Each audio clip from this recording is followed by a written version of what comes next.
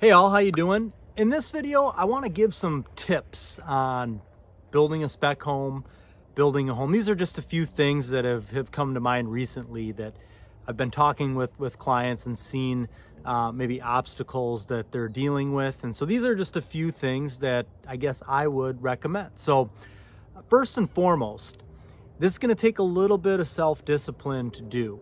And you need to get yourself a notebook or some type of app or notes on your phone, whatever it ends up being. And if you're in the process of starting your first spec home or starting your build right now, and you want to ensure that future builds go smoother than this one, and maybe you haven't started yet, so you haven't come into any of the obstacles that you're going to face, but you'll be happy that you've done this step once you're done with it, and you know you can give yourself a smoother process for the next time. So it's real easy.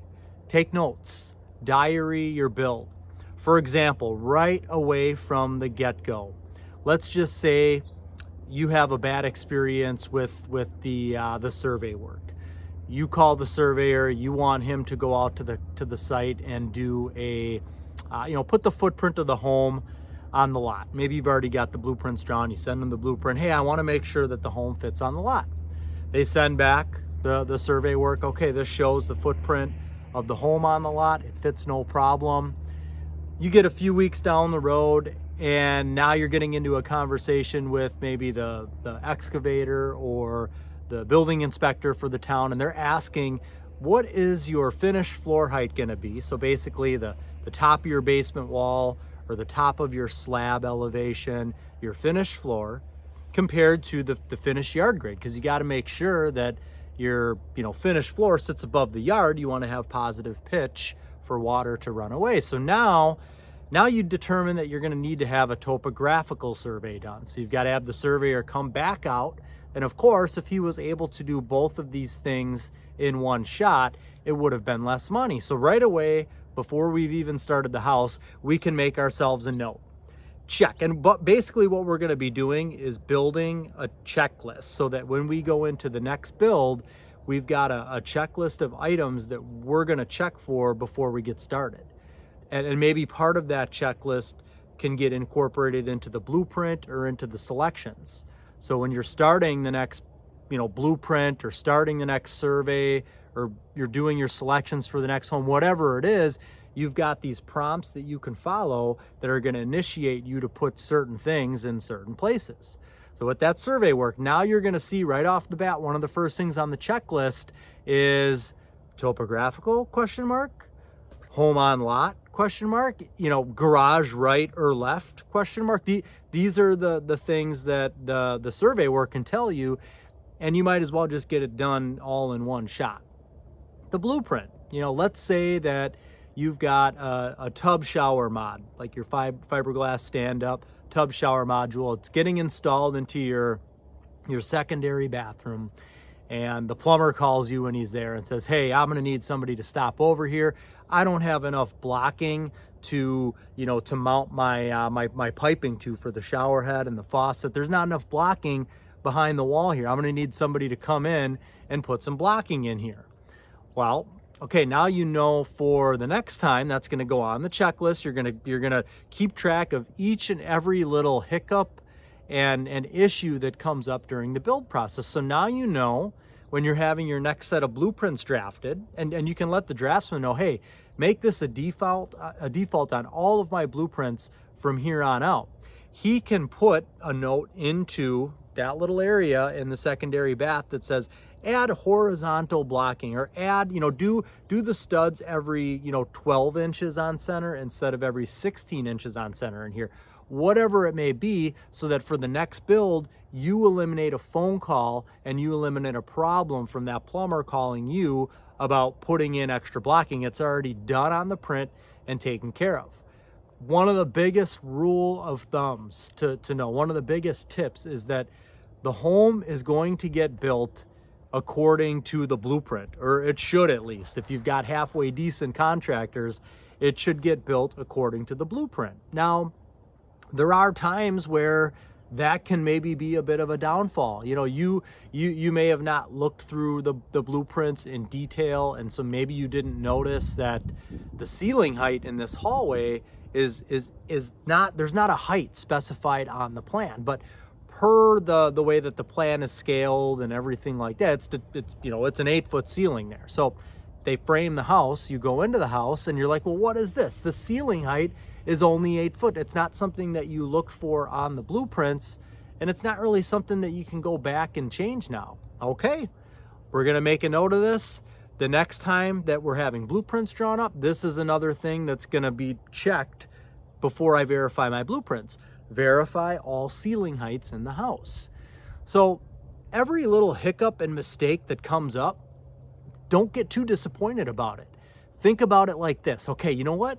This mistake that came up here, this phone call, this extra amount of time that I have to put into doing this is all gonna make for a better build the next time. So maybe that'll save you some pain or some stress when these things happen, but just know that if you can record this, and at the end of the build process, you know, when you're reconciling your budget and you're figuring out exactly how much profit you made, also take all of your notes and make one big master list now of all these different things that came up that caused issue. Now, as you're going into your second home, you can talk to these contractors if there were specific issues where a contractor came to the house and left and didn't come back. Okay, now I know I'm gonna address this with this person before we even get started and before we even sign an agreement for him to do the electrical in the home.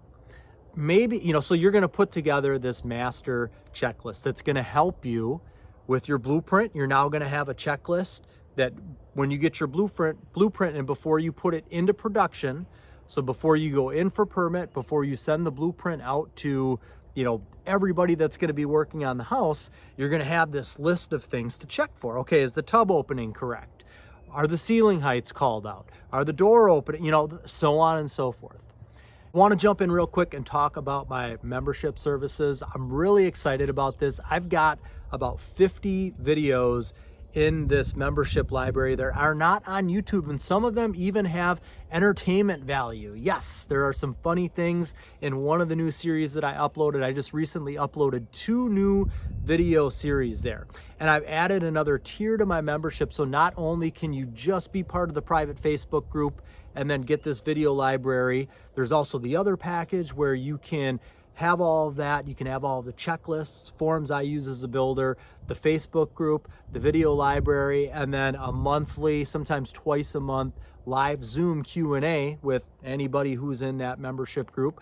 And then the next tier up now that we have is a one-on-one monthly phone call. So in addition to everything that I just mentioned, there'll be a 1-hour phone call per month where we're able to cover, we can look through blueprints that you have, find a plan together, look for things on the plan. I can help you through selections, help you build that budget or cost breakdown. There's so much ground that we can cover in a 1-hour phone call per month. There'll be a ton of value in it, I promise. So check it out. I'll put the info and the details below. Back to the video. One of the other things that is gonna be kind of a learning curve, especially if you're doing your first home right now, you're gonna learn who you wanna work with and who you don't wanna work with.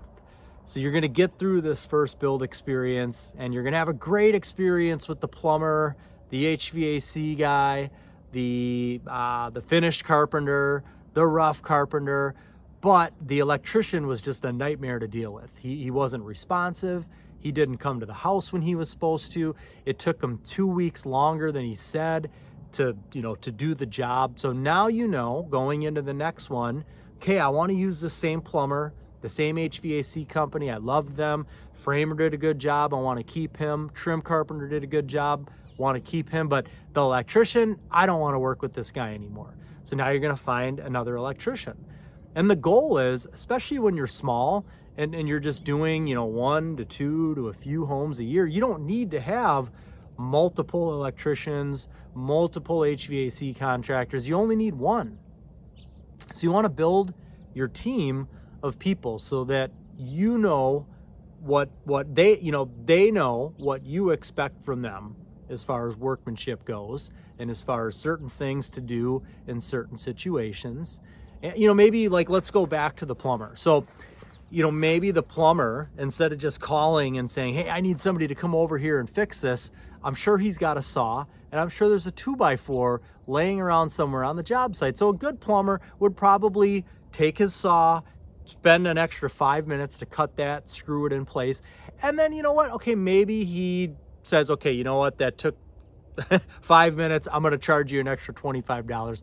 Whatever it is, that's fine. I'd rather it be that than me having to go there and do it myself, or you're certainly not going to have a framer come back to do that and pay them. So, now for the next go around with the plumber, the plumber just knows, okay, if we run into something like that, I've got the free range to just add in some blocking.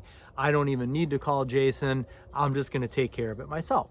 So that's the benefit of having specific people in the same people to work with for every build. And we're a builder now that does up to 25 homes a year, and aside from maybe a couple of the trades, we're able to use all the same people on every house, and it makes for a smoother experience with us. We don't have some new guy in there who doesn't know how we do things calling us with all kinds of questions.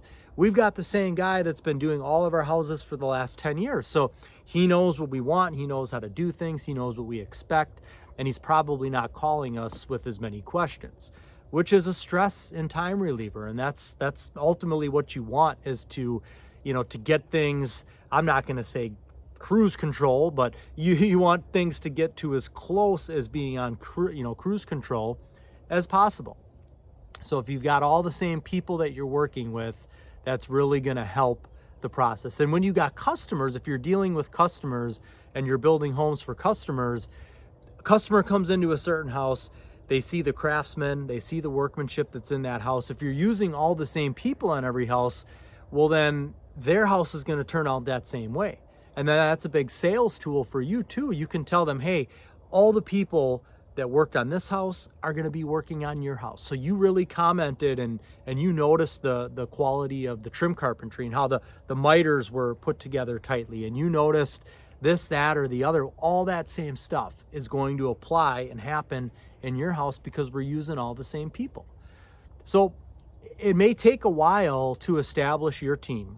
And there is the other alternative of, okay, you've got a blueprint and you really, really, really want to get the lowest cost. So you're going to send it out to 5 electricians and you're going to take the lowest bid.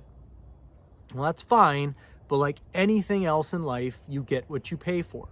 When you accept the lowest bid from plumber, framer, trim carpenter, whoever it is to do the house, they're not going to be as good as some of the higher bids in most cases. Not all the time, but typically that's how it's going to go. So if you're looking to just get the lowest bid on every house, well, then that means too, you have to deal with somebody new on every house. So even though you're saving some money on their bid, maybe they don't have everything accounted for because they haven't done work for you before, and they don't know that this is just something you automatically expect in the house.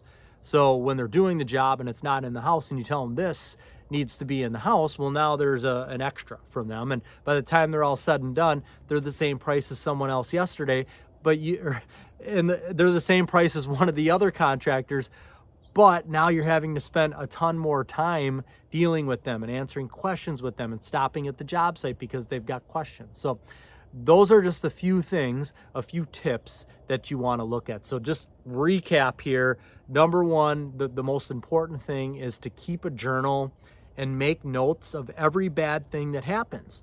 And because I'm a happy-go-lucky, positive type of guy, any of those issues that come up, take joy in those issues and know that they're going to cause and know that those issues, because you're documenting them, aren't going to happen on the next one, and they're going to cause a smoother build process for the next home. So make sure to document everything. Make yourself a master list. When the house is all done, take all of your notes, compile them, and what you're going to want to do is you're going to want to have a few separate lists. You're going to want to have a list that pertains to, or break it into sections. So basically the first part of your checklist is going to be pertaining to the lot. Okay, I need to go look at the lot initially. I need to determine the high side of the lot, because when I have my plan drawn, I want to have the garage on the high side of the lot. That's just a general rule of thumb. And I talk about that in a lot of other videos, but you want to have the garage on the high side of the lot. So number one, garage right or left. Number two, determining so have all of the survey things in the beginning.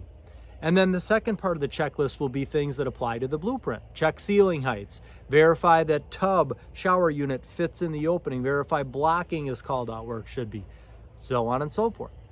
The third part of the list would be scheduling things like, okay, this guy, he needed 4 weeks notice, so I better call him right now to let him know that I'm going to be ready for him in a month. Or this guy required that I have this at the house. Or when we were putting in our initial orders with everything, he was asking me about this, that, and the other. So now when I go to him for a quote on this next house, I know here's all the information that I need to give him. So selections with the house, scheduling for the house, have different checkpoints so that when you're going through the build, this is just something that, okay, the house is all framed up. Take a look at the checklist here. I'm going to check for this, this, and this. Now those issues aren't going to come up like they did on the last house. And then the second thing that we talked about is trying to establish that team of contractors. And that's just something that's going to take time. And weeding out the good ones for the bad ones, and getting down to a point where you've got your core group of people. So that's really all I wanted to talk about in this video today. I hope that you found this information useful. I hope that you can put it to use. Let me know if you've got any questions. Thanks for your time. Good luck out there, and God bless.